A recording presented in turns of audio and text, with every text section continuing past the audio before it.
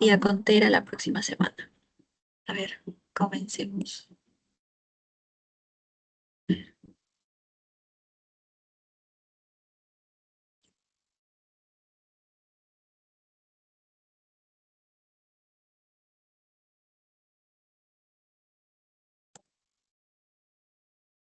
Ya, ahora sí, chicos. Perdón si escuchan ruido, chicos. Mis vecinos han decidido tener una fiesta hoy a todo volumen. Me he puesto los audífonos por eso, así que me avisan igual cualquier cosa. Creo que con los audífonos no se escucha. Pero bueno, ya. El tema de hoy es pancreatitis aguda, ¿no? Es un tema muy corto realmente, así que avancemos. Bueno, como siempre hay que comenzar hablando un poco de la epidemiología, ¿no? En este caso, la pancreatitis aguda es la afectación más frecuente del páncreas, ¿ok? Voy a cambiarlo a negrito. Es la afectación más frecuente del páncreas y mientras que la más letal va a ser el cáncer de páncreas, ¿ok? Pancreatitis, pancreatitis aguda es la afectación más frecuente del páncreas, ¿ok? Mientras que el cáncer de páncreas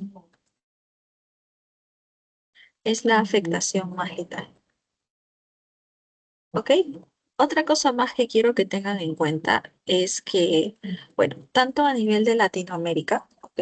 Latinoamérica como en Europa, van a haber principales causas, ¿ok? De esta patología, ¿no? La principal va a ser los cálculos biliares, ¿ok? La primera causa va a ser, si estoy grabando, ¿cierto? Sí, los cálculos biliares, tanto a nivel de Europa como Latinoamérica. Les digo así porque la teoría nos habla de Europa y Latinoamérica y ha venido una pregunta con ello, así que tengan en cuenta. Cálculos biliares, ¿ok?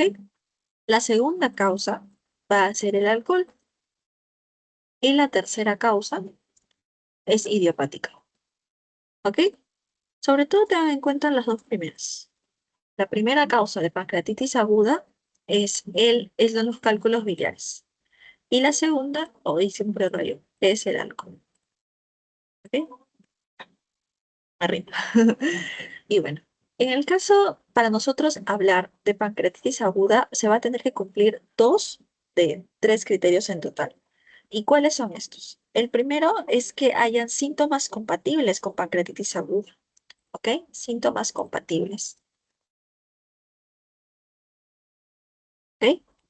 Es que hayan síntomas compatibles.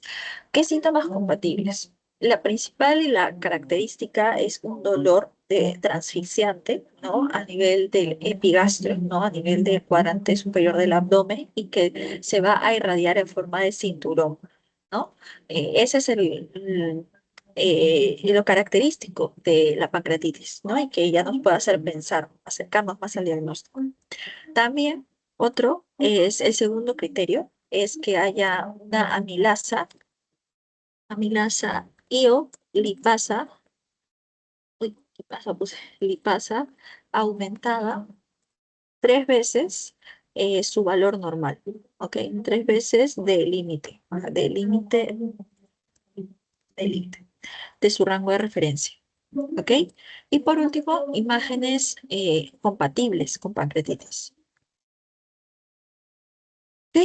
Imágenes compatibles con pancreatitis aguda. De esos tres criterios, mínimamente se tienen que cumplir dos, ¿ok? Que hayan síntomas compatibles, ya sea que haya síntomas, ya sea que la amilasa o la lipasa estén elevadas, o que las imágenes que se tomen, principalmente, vamos a ver qué es la tomografía con contraste, ¿no? Sea una imagen compatible con pancreatitis, ¿ok? Principalmente de hecho. Y bueno, acá coloqué las complicaciones adelantito, se puede decir. ¿Qué puede conllevar la pancreatitis? A una necrosis pancreática y o a un pseudoquiste pancreático. Son las principales complicaciones de esta patología.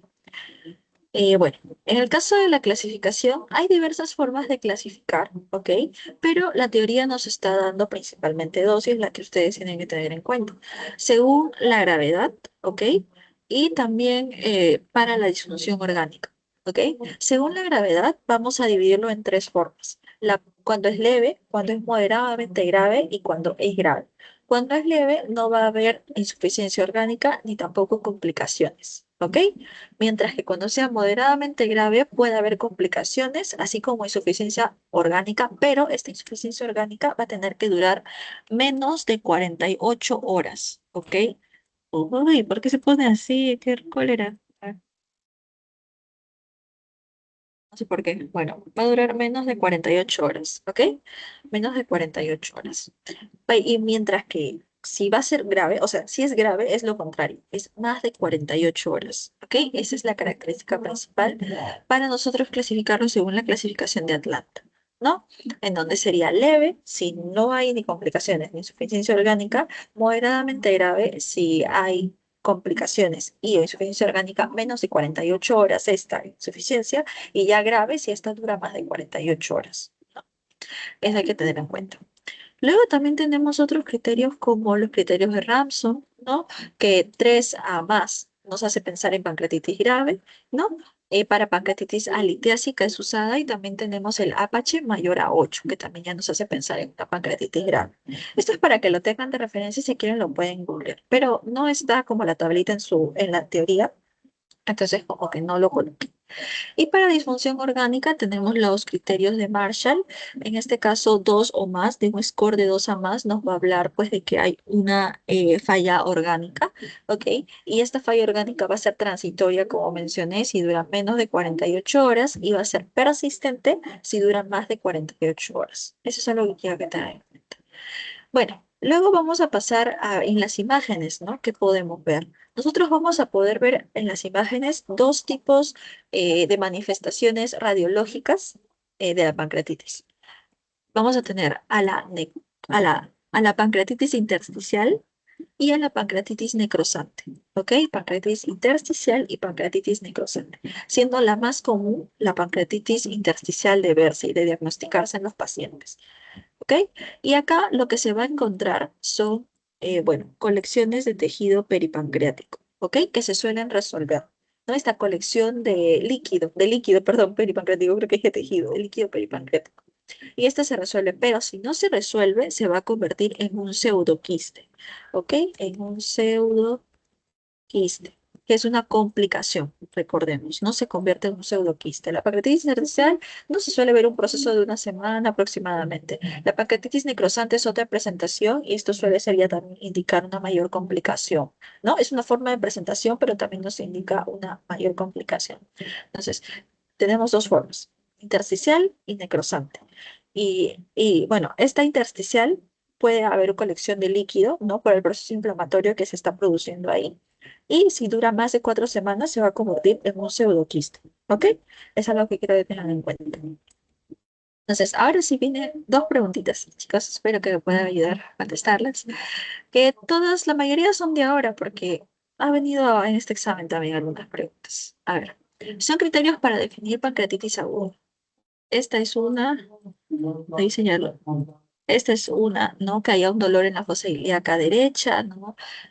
Aguda y que por ejemplo, las transaminases estén elevadas y una imagen compatible. El otro es que haya un dolor en hipogastrio, el PCR incrementado y una ecografía compatible. El tercero es un dolor en el flanco izquierdo, ¿no? Que inicia agudo, adrenalina y metanefrina incrementadas y una radiografía compatible. Y la cuarta es la cuarta. Este es uno, o A, B, C, ¿no? A, B, C, D y E, ¿no? Ya, la D es que haya dolor en epigastrio agudo, amilasa y lipasa incrementadas e imagen compatible. Y la última es que haya un dolor en la fosa ilíaca izquierda, PCR y BCG incrementadas e imagen compatible. ¿Alguna me podría ayudar, por favor, chicos, con esa? ¿Sería la D? Ajá, sí, sí, muy bien. Sería la D. Y ahora con la siguiente. Causa más frecuente de pancreatitis aguda, la más frecuente de todas, tanto en Latinoamérica como Reino Unido. ¿Cuál sería, chicos? Colitis, cáncer, cálculos, hiperlipidemia o alcohol. Los cálculos biliares. Sí, muy bien. Muchas gracias, Dani. Los cálculos biliares como primera causa y como segunda causa el alcohol. ¿Ok? Pero recordad, cálculos biliares. Y así de sencillito ha venido páncreas, chicos. ¿Ah? De verdad, yo me puse feliz cuando vi páncreas en el examen. Bueno, y ya bueno, la segunda forma de presentación es la pancreatitis necrosante, como hablamos, ¿no? Es otra forma en la que vamos a poder ver en imágenes. En este caso, esta también tiene otra formas de presentarse, ¿no? Como una necrosis pancreática o una necrosis peripancreática, ¿no? Alrededor, en este caso. Y bueno, el 45% de los pacientes va a tener una necrosis pancreática como necrosis peripancreática. Otro 45% solo la peripancreática y el 5% va a presentar solo pancreática, ¿ok? Es más raro esto. Y a la imagen diagnóstica vamos a darnos cuenta de que no va a captar el contraste totalmente, ¿no? Más del 30% no lo capta. Entonces, cuando vemos esto, vamos a pensar en una pancreatitis necrosante, mientras que si hay una colección de líquido menos de 4 semanas, ¿no? Vamos a pensar en una pancreatitis intersticial. Si ha pasado más de 4 semanas, un pseudoquiste como este, ¿no? Tengan eso en cuenta. La pancreatitis necrosante no capta el contraste, ¿no? Y tiene dos formas de presentación, que es la necrosis pancreática y o la necrosis peripancreática. ¿Y cómo se puede complicar? Se puede complicar con colección necrótica aguda o una necrosis encapsulada. ¿No? La colección necrótica aguda que aparece en las primeras 4 semanas y la necrosis encapsulada que aparece 4 semanas después. Es como un pseudoquiste, pero en este caso va a ser la complicación de la pancreatitis necrosante, ¿no? Si nosotros tenemos pancreatitis intersticial, pseudoquiste, acá tenemos pancreatitis necrosante, una colección necrótica aguda, ¿no? Que es de menos de 4 semanas y luego una necrosis encapsulada 4 semanas después. ¿Ok? Y por ejemplo, también les coloqué esto porque mencionó que hay un signo que se puede visualizar para hablar de pancreatitis aguda necrotizante con infección, que sería el signo de las burbujas, ¿no? Y bueno, eso sería todo por parte de las presentaciones radiológicas, o bueno, en este caso, sí, de las imagenológicas, ¿no? De la pancreatitis. Va a haber dos fases, que su teoría está un poquito larga, pero son dos fases más que nada. La primera suele presentarse con cuadros de infección sistémica, o cuadros de afectación sistémica, ¿no? Donde hay un gran riesgo elevado de presentar falla orgánica, ¿ok? En la primera. Voy a cambiarlo, voy a separarlos de color para que puedan diferenciar. En la primera, entonces, hay un riesgo elevado de presentar falla orgánica, ¿ok? Y la segunda, y suele ser en una etapa temprana en la primera semana. Si avanza más 2 semanas y más tiempo, ya vamos a hablar de una fase tardía, ¿ok? Cuando es un CIRS persistente. Esa sería la definición. Si hay, el CIRS, aunque ya también algo importante es que el CIRS ya no se está tomando en cuenta como definición, y más que nada se toma riesgo de sepsis, pero CIRS ya no mucho. Pero una fase tardía es la persistencia de signos de inflamación, ¿ok? Es más que nada esa la diferencia. Dura más tiempo, ¿no? Y también presencia de complicaciones locales, que no suele ocurrir con pacientes. Entonces, dos fases, temprana y tardía. La temprana en la primera semana hay mucho riesgo de presentar falla orgánica y en la segunda etapa, que sería la tardía, que es cuando ya hay complicaciones o en todo caso hay una inflamación persistente. ¿Ok? Miramos en la página 4, vamos a acabar muy rápido. Y bueno, en el caso de la etiología, ahora sí pasando a este lado, como les mencioné, la principal causa va a ser cálculos biliares. Entonces, primera causa es obstructiva, pero no solamente puede ser por cálculos biliares, también puede ser por un tumor y también puede ser por parásitos. Esto es muy importante, recuérdenlo porque ha sido preguntita. Parásitos, ¿no? Divertículos duodenales, páncreas anular, colecocele, ¿no? Pero sobre todo litiasis, tumores y parásitos. Recuerden eso. También sustancias como el alcohol, fármacos, ¿no? Veneno, anomalías metabólicas también.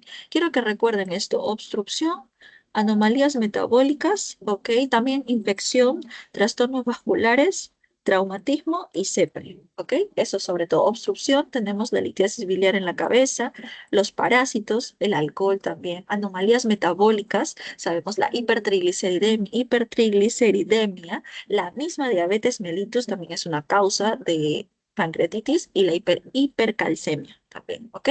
Infección, trastornos vasculares también está asociado, traumatismo y sepre, ¿ok? Y los demás, pero tengan en cuenta eso. Entonces, litiasis, parásitos, hipertrigliceridemia, infección, trastornos vasculares. Y en este caso, como hablamos de parásitos, el principal es el ascaris en las zonas tropicales, ¿ok? El principal es el ascaris. Y acá también tenemos algunos fármacos, ¿ok?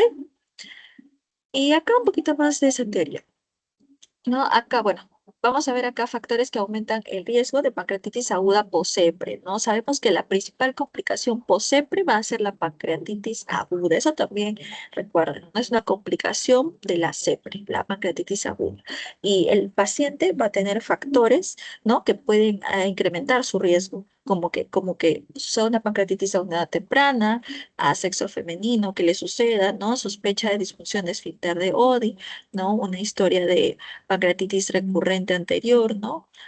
¿No? Todo ello. Relacionado con la CEPRE, una mala praxis al momento de la CEPRE, ¿no? Una mala realización, una dilatación con el balón también, por ejemplo, ¿no? Más que nada con la técnica. Entonces, pueden ser factores del paciente como una edad más temprana, ¿no? Como que ella tenía un antecedente de CEPRE, ¿no? También de pancreatitis tratada con CEPRE, ¿no? Sexo femenino, ¿no? Sospecha de disfunción del esfínter de Oddi y relacionado con la CEPRE con una mala maniobra, ¿no?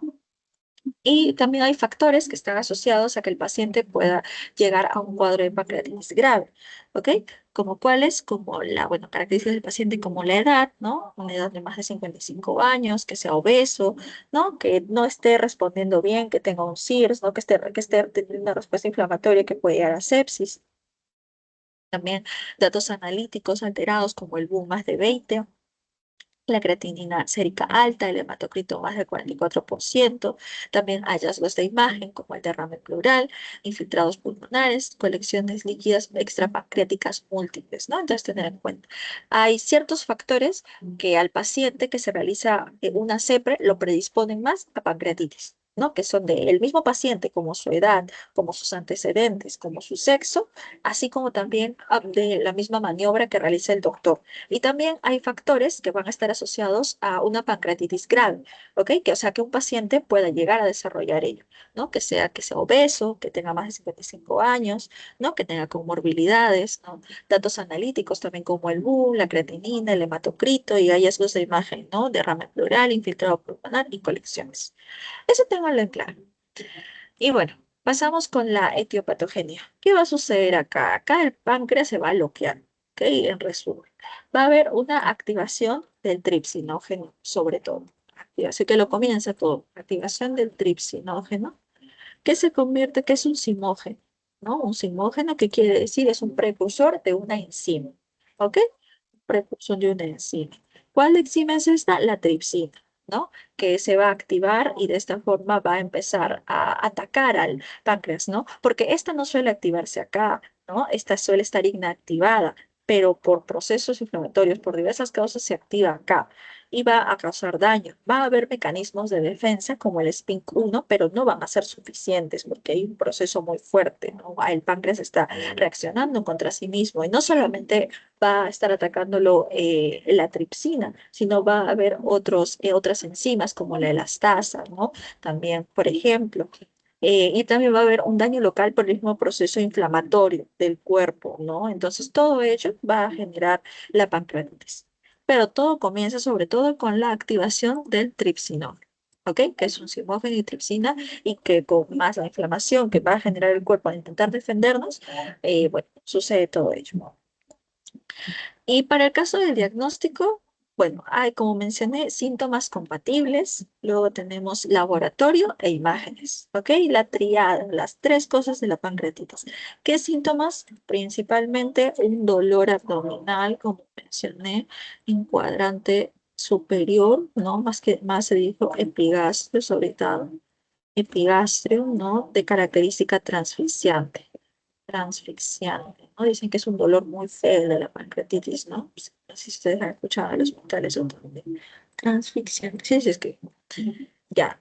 También puede haber no dolor, ¿ah? Puede haber no dolor en caso de pancreatitis grave, eso tengan en cuenta, pancreatitis grave. Suele haber un dolor normal por la pancreatitis, pero cuando es grave no suele haber dolor. Pancreatitis grave. ¿Ok? Tengan en cuenta ello. También puede haber una masa. ¿Ok? Una masa, por ejemplo, un pseudoquiste puede estar ahí. Un pseudoquiste ya se ha formado y puede haber una masa, ¿no? Que está presente en esa parte. Eso también hay que tenerlo en cuenta. ¿Qué más vamos a poder encontrar en este caso? Vamos a encontrar signos de necrosis pancreática, ¿no? Signos de necrosis pancreática. ¿Como cuáles? Como los que estamos viendo acá. El signo de Cullen y el signo de Gray-Turner, ¿no? El signo de Cullen, que es en la zona periumbilical, y el signo de Turner, equimosis en ambos flancos. Eso también es una forma de poder verlo, ¿no? También puede haber ¿cómo se llama ello? Puede haber una taquimia con respiración superficial, taquimia con respiración superficial. Ok, también puede haber un cuadro de reacción inflamatoria, lo que se conoce como el SIRS, ¿no? Que ya no se usa mucho, pero la teoría la sigue colocando, así que colocamos ahí el término de SIRS no se usa mucho. Y también vamos a tener a la necrosis grasas subcutáneas, que son como nódulos rojitos, ¿ok? Necrosis grasas subcutáneas. Lo que pasa es que, según leí, las enzimas ya no van a estar solamente en el páncreas, sino van a pasar a la circulación y van a destruir a la grasa subcutánea y van a generar ácidos grasos libres, ¿ok? Y estos ácidos grasos libres, bueno, van a reaccionar con el cuerpo y se va a formar estos nódulos, ¿ok? Estos nódulos rojitos en el cuerpo. Es por ello. ¿Ok? Entonces, no solamente podemos encontrar dolor abdominal, podemos encontrar diversos tipos de afectaciones, ¿no? Cuando hay una presencia de colecciones, también puede llegar a causar taquipnea, ¿no? Con respiración superficial, sí es necrosis de heces subcutáneas, ¿no? Y también signos de necrosis pancreática, ¿no? Que nos habla ya de una complicación. Y también si hay algunos síntomas más asociados o signos asociados, nos puede hablar de una causa, ¿no? Por ejemplo, acá está chiquitito lo de la teoría. Si hay hepatomegalia, ¿no? Arañas vasculares, también engrosamiento de fases palmarias, todo esto nos está hablando, por ejemplo, de un problema del hígado, ¿no? Muchas veces una pancreatitis alcohólica, ¿no? Si además de que ya tenemos un diagnóstico de pancreatitis, vemos que el paciente tiene hepatomegalia, arañas vasculares, engrosamiento de las fascias palmares, pancreatitis alcohólica. Si hay síntomas eruptivos o lipidemia retinalis, vamos a hablar de una pancreatitis hiperlipidémica, ¿no? Si hay una queratopatía en banda, ¿no? Una hipercalcemia puede ser la causa. Y si hay una microembolización de la retina más una pancreatitis aguda, una retinopatía de Pusher. ¿Ok? Tener en cuenta, ¿no? Por ejemplo, acá signos de daño hepático, más pancreatitis alcohólica. Si hay lipidemia, hiperrenal, síntomas eruptivos, hiperlipidemia, queratopatía en banda y también pancreatitis, hipercalcemia. Si hay microembolización, todo asociado con pancreatitis. Si hay pancreatitis positiva y encontramos ello también, podemos sospechar en la causa, ¿no? Microamelización de la retina, retinopatía de Porsche. ¿Ok? Y ahora tenemos estas tres preguntas. Ya estamos acabando, chicos. Ok, vamos a ver. Trastorno obstructivo que va a predisponer a la pancreatitis aguda. Obstructivo. ¿Cuál ustedes consideran que es? Está la CEPRE, el alcohol, la hipertrigliceridemia, parásitos y vasculitis. ¿Cuál ustedes consideran?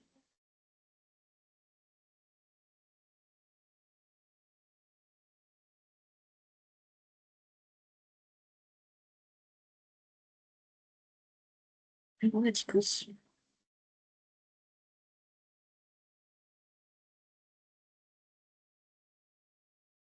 Sería la POSEPRE. ¿Cuál, disculpe? La primera, POSEPRE. Ya. Justamente por eso también la puse. O siempre no sería una causa obstructiva, ¿ok? Sería una complicación tras realizar, bueno, este procedimiento, ¿no? Que se suele usar, ¿no? Por ejemplo, para el tratamiento de cálculos, ¿sí? En este caso, obstructiva sería parásitos, ¿ok? Vamos a ver la tablita. Acá está, obstrucción, parásitos. POSEPRE no es más que no obstructivo, sino es que al hacer la CEPRE pudo dañar el páncreas, ¿ok? Pudo tocar toda esa zona de ahí porque todo está conectado, como ya saben, y pudo dañarlo de casualidad. Lo que es obstrucción es más que nada los parásitos. Sí, acá también bastantes pensaron poseer, pero en este caso es parásito. Tengan en cuenta, obstructivo. Leo, la siguiente. Acorde con la etiopatogenia de la pancreatitis aguda, ¿cuál ustedes creen que es la correcta? Esta está sencilla. Reducción del paso de tripsinógeno hacia tripsina en las células acinares, reducción, lean bien, comienza con complicaciones inflamatorias extrapancreáticas, activación intrapancreática de los fimógenos pancreáticos, inactivación del sistema de complemento o inaviación intrapancreática de fimógenos pancreáticos. ¿Cuál ustedes creen, chicos? Acá el toquito es leer bien. La ¿Sería activación de los activación? hemógenos. Ajá, sí, muy bien, chicas, activación intrapancreática.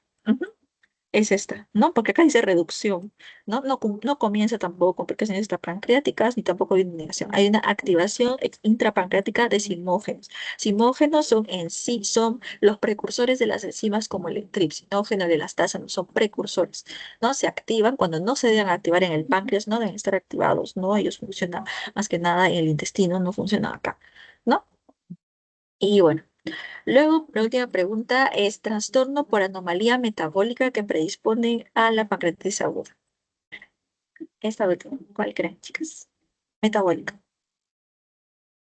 Chicos,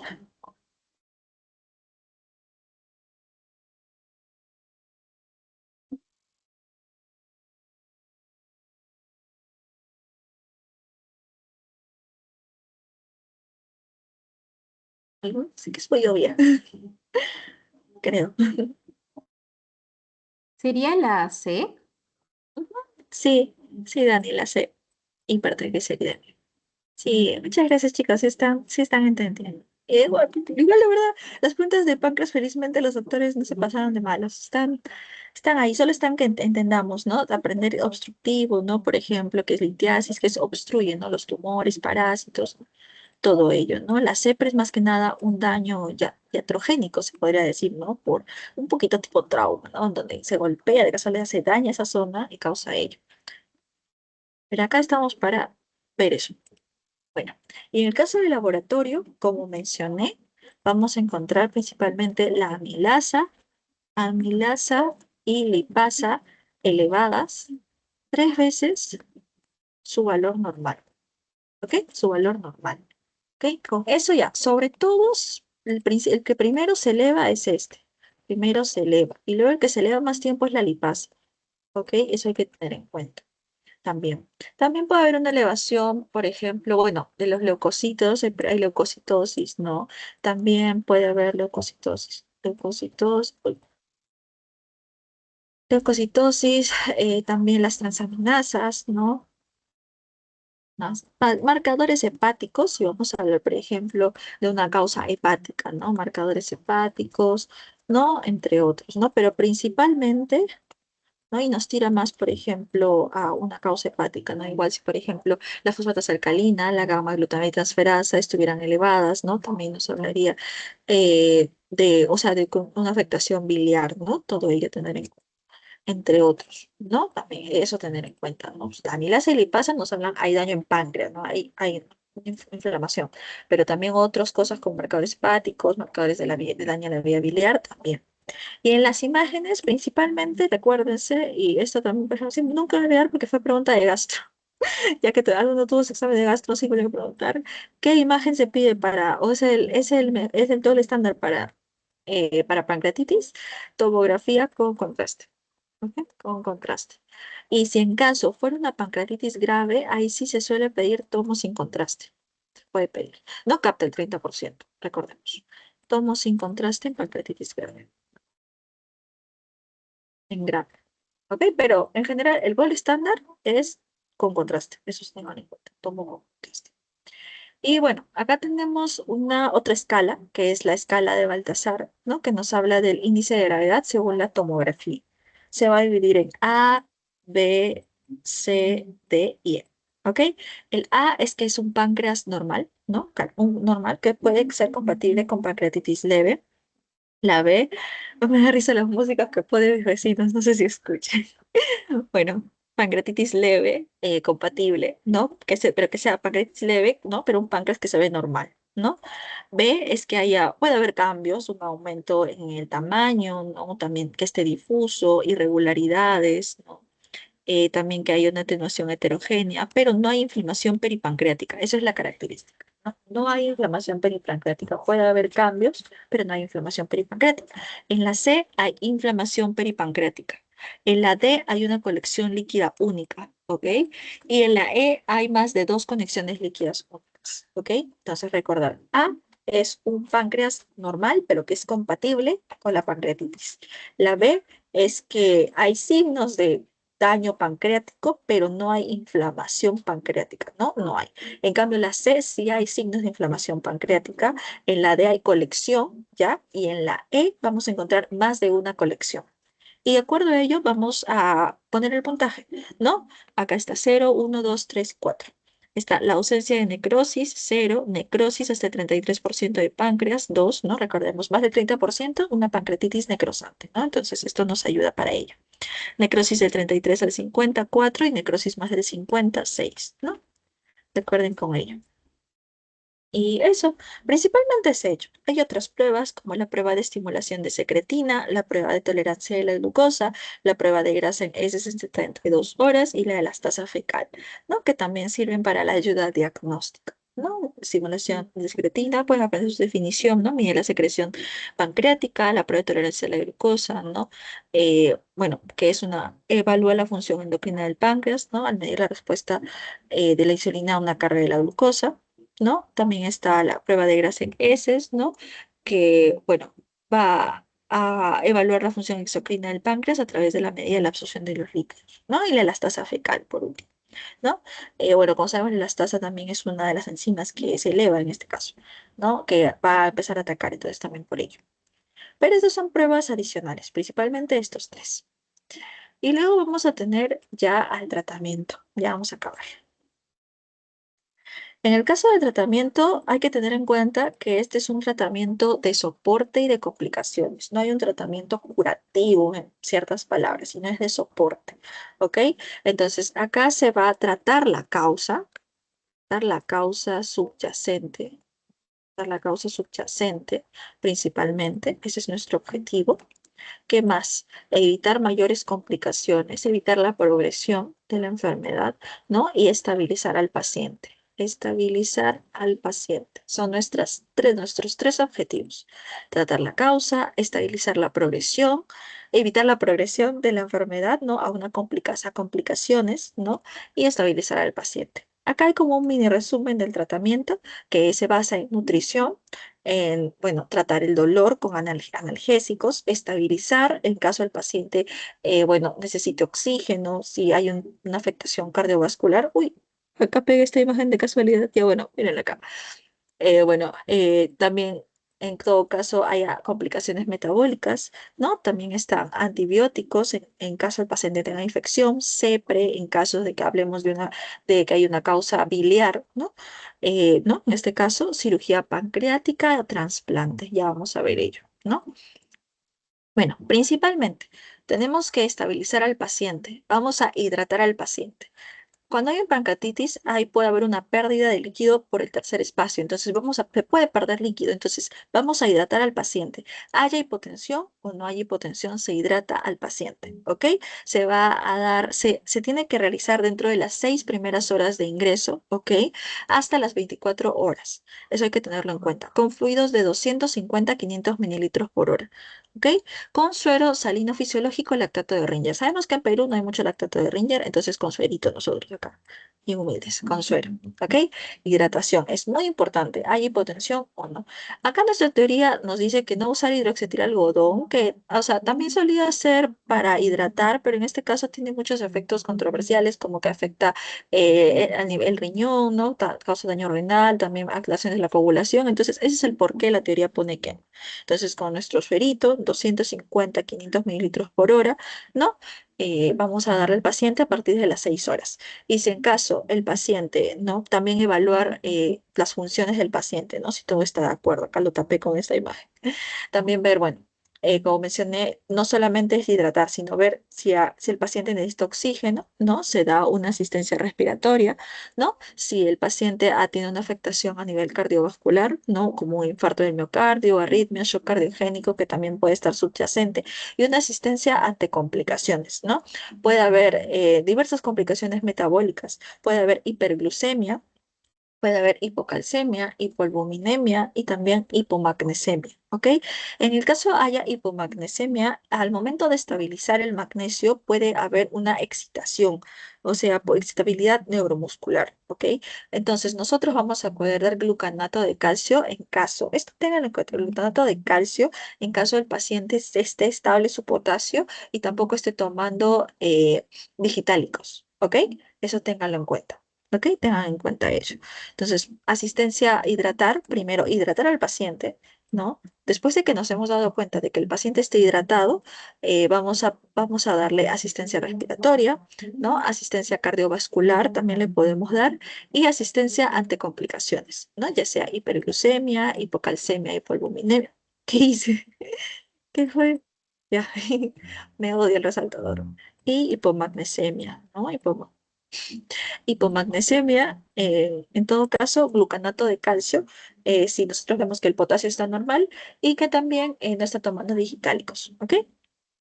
Porque al estabilizarse puede haber una excitabilidad neuromuscular. Luego de que hemos hidratado y hemos asistido al paciente, también vamos a preocuparnos por la analgesia, por el dolor, ¿ok?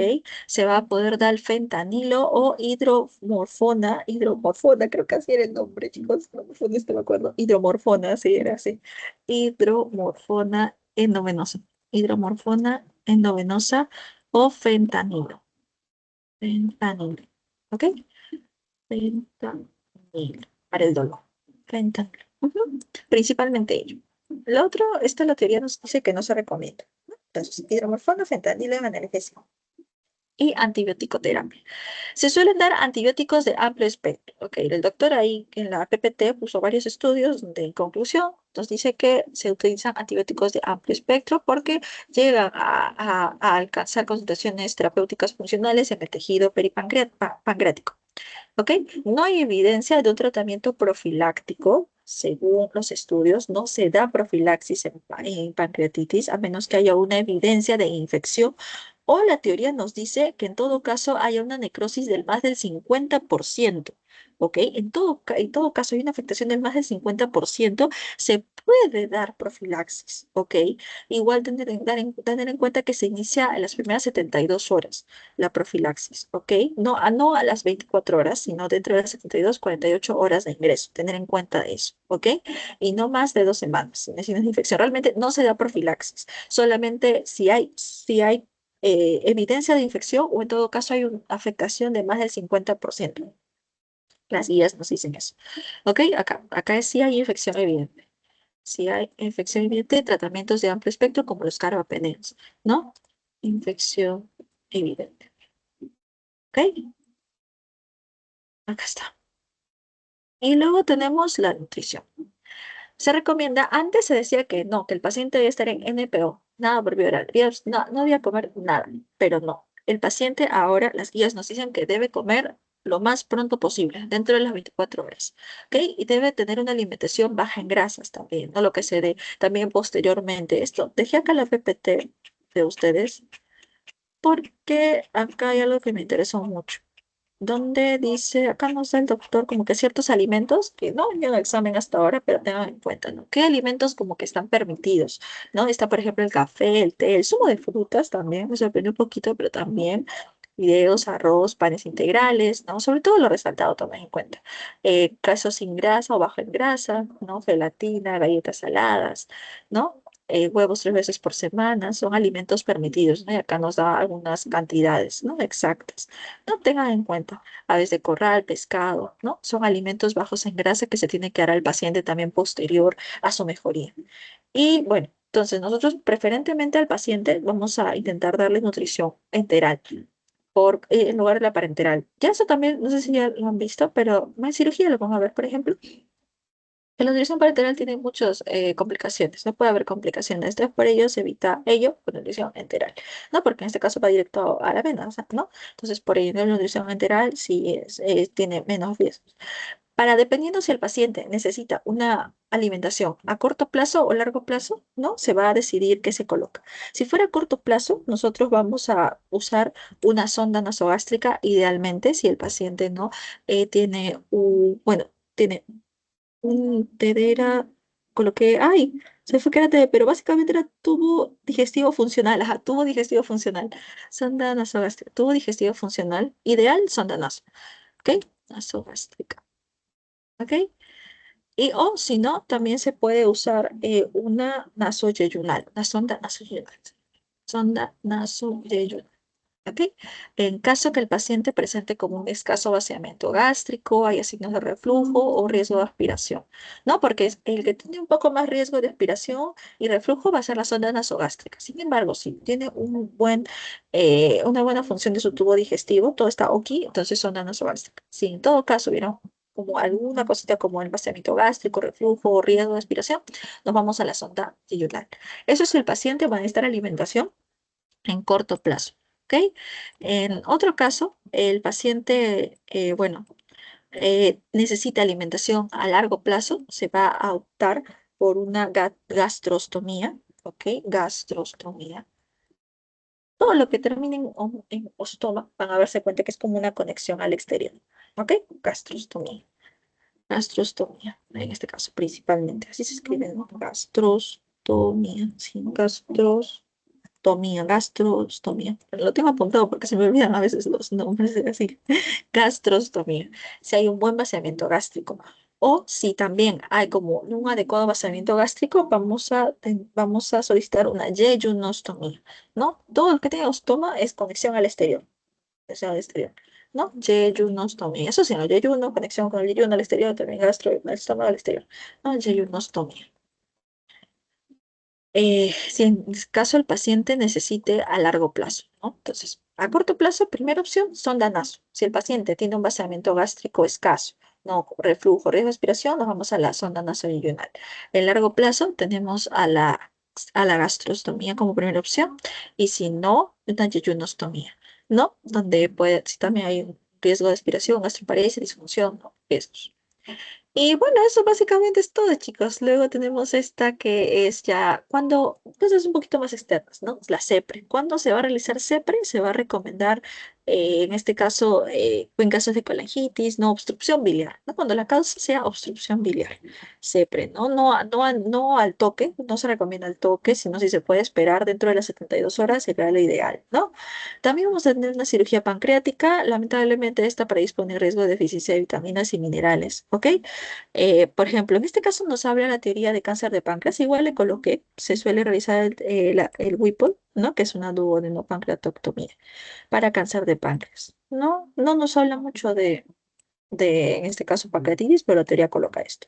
Y el trasplante de páncreas, ¿no? Se puede usar en diabetes mellitus tipo 1 cuando no se controla la glucemia, ¿no? Y se realiza un trasplante halógeno de islotes pancreáticos y también en todo caso se ya se ha hecho una pancreatomía total en pancreatitis grave, crónica de larga duración, se hace un autotrasplante de islotes pancreáticos, ¿no? Entonces, siempre vamos a usarlo cuando ya hay, mejor dicho, cuando está confirmado que la causa es cálculos biliares, hay una obstrucción biliar, ¿no? Que sabemos que es la causa principal.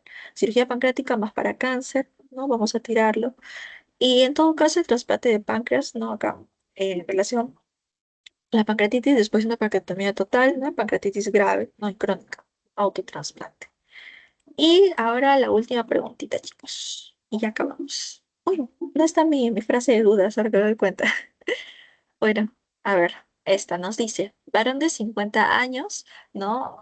Con estado general regular, adecuado, regular estado general, hace 8 horas empezó a comenzar, presentó un dolor agudo a nivel del epigástrico con una escala, una EVA de 10 sobre 10, o sea que le dolía así, el dolor más fuerte que ha tenido en su vida y se va a irradiar a la espalda. ¿No? Al examen físico nos habla que tiene una frecuencia cardíaca de 180, una presión arterial de 155 sobre 92, ya equimosis en flanco izquierdo, dolor a la palpación superior del abdomen que se exacerba con la percusión leve y también ruidos hidroaéreos disminuidos. La bioquímica resulta en niveles elevados de amilasa sérica, 6 veces. Recordemos que para hablar nosotros de pancreatitis, mínimo debe estar elevado 3 veces, ¿no? Se realizó una tomografía sin contraste, ¿cómo se llama? Revelando alteraciones en el páncreas, ¿no? Compatibles. Recordemos cuando hay sospecha de pancreatitis grave, se suele realizar una tomografía sin contraste, pero idealmente siempre, bueno, no siempre, dependiendo, tomo con contraste del gol estándar. Entonces, ¿cuál es su diagnóstico según todo lo que nos habla el paciente, ¿no? ¿Y cuál sería el tratamiento que ustedes le dan? ¿Ok? ¿Alguno me podría ayudar con ello?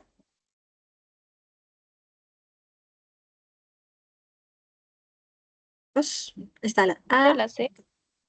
Ajá, sí, muy bien. Pancreatitis aguda. Sí, bueno, nos hablan hoy, vamos a ver los criterios. Síntomas compatibles. Tiene un dolor agudo a nivel del epigastrio, ya, sí, ¿no? Que se irradia la espalda, ya, sí, no compatible. ¿Tiene alguna laboratorio compatible? Sí, nos dice amilasa, que recordemos que es el que primero se eleva. Esto puede ser pregunta de examen, no está en la teoría, pero el que primero se eleva es la amilasa, ¿ya? Y también una tomografía que revela un Baltasar B, ¿no? Nos habla de que no hay inflamación, pero sí hay signos de daño, ¿no?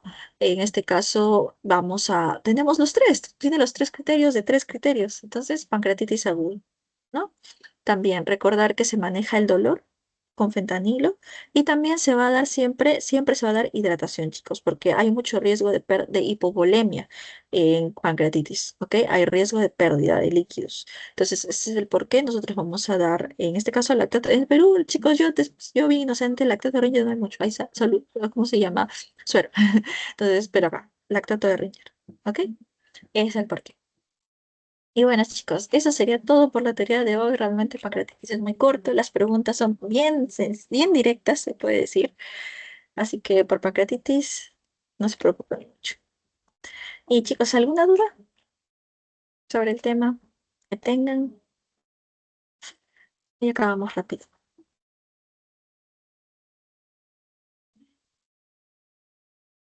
Mientras van pensando, voy a compartir el post y dejar de grabar.